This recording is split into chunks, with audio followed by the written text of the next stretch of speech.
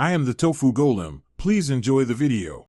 In this video, I will show how to change oil Kia Sportage easy method.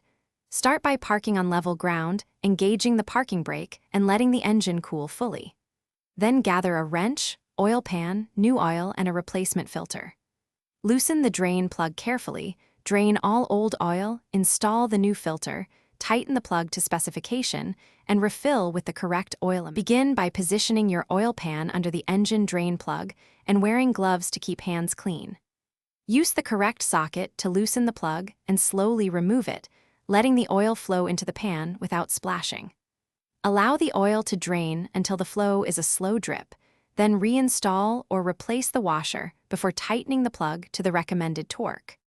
Remove the old oil filter using a filter wrench and be ready for additional oil to spill from the filter housing. Lightly coat the new filter gasket with clean oil, screw it in place by hand until snug, and avoid over-tightening. Refill the engine with the correct oil volume, start the engine briefly to circulate, then recheck the dipstick and top off if needed for an accurate reading. Thanks for watching. Consider subscribing if we helped you today.